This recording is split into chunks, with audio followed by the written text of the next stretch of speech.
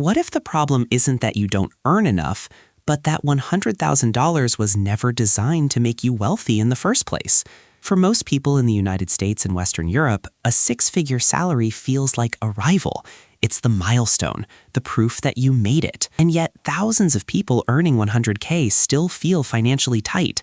Not broke, but not free either. Let's walk through a normal scenario. You're 29. You work in tech, healthcare, finance, engineering, something respectable. You earn $100,000 a year in a major US city, or maybe 85,000 to 95,000 euros in London, Amsterdam, or Berlin, roughly equivalent in lifestyle terms. On paper, that's strong income. After taxes, though, things shift. In the US, depending on the state, federal and payroll taxes can bring 100K down to roughly $68,000 to $75,000 take-home.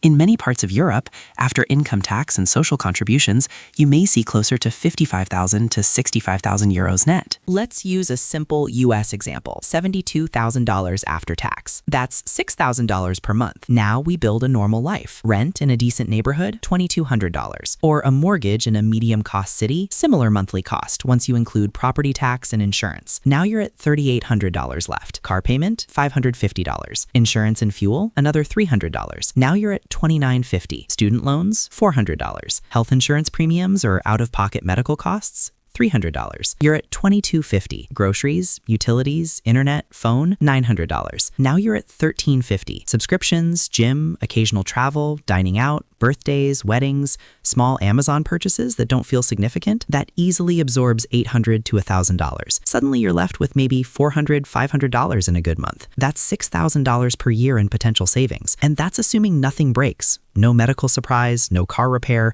no job interruption. This is not irresponsible spending. This is a completely normal middle-class lifestyle in 2026. So what's the real issue? The issue is structural, not moral. A 100K salary today often buys a financed lifestyle, not financial independence. Most people think wealth is built by earning more, but wealth is actually built by owning more than you owe and owning assets that grow faster than your expenses. Here's the hidden mistake.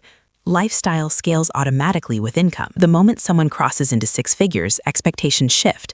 Not just personal expectations, social ones. You should live alone. You should drive something reliable and respectable. You should travel occasionally. You should upgrade from IKEA to real furniture. None of these decisions are irrational individually, but together they absorb the very margin required to build wealth.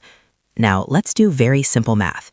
If you invest $6,000 per year at a 7% average return for 25 years, you end up with roughly $380,000. That's solid, but it's not financial freedom in most major US or European cities. Now, imagine instead you had $20,000 per year to invest, which sounds extreme until you realize that's what happens when fixed costs stay closer to $3,000 per month instead of $5,500. At $20,000 per year invested for 25 years at 7%, you approach $1.3 million. Same salary, different structure. The gap isn't income, it's margin. So why do intelligent people fall into this pattern? Because humans optimize for present comfort and social alignment, not long-term capital accumulation. Behavioral psychology calls this hedonic adaptation. Your brain quickly normalizes improved living standards. The upgraded apartment becomes standard.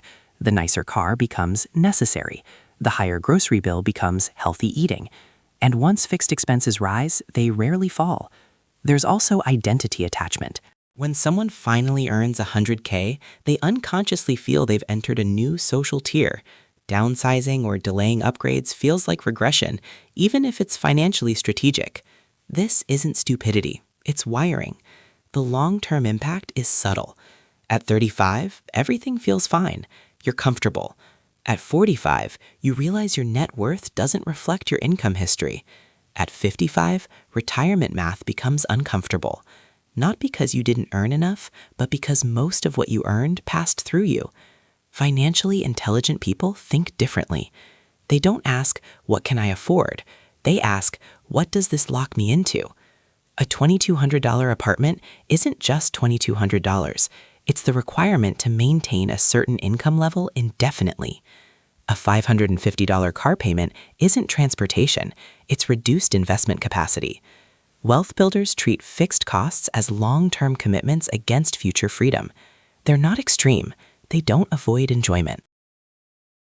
They simply protect margin more aggressively than they protect image, and over decades, that margin compounds. The uncomfortable truth is this: a 100K salary is enough to look successful. It is not automatically enough to become wealthy. Wealth requires surplus. Surplus requires restraint in a culture that rewards visible consumption. Once you see that clearly, the pressure changes.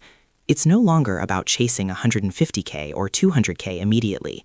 It's about understanding how much of your income is actually converting into ownership. Because income creates lifestyle. Ownership creates freedom.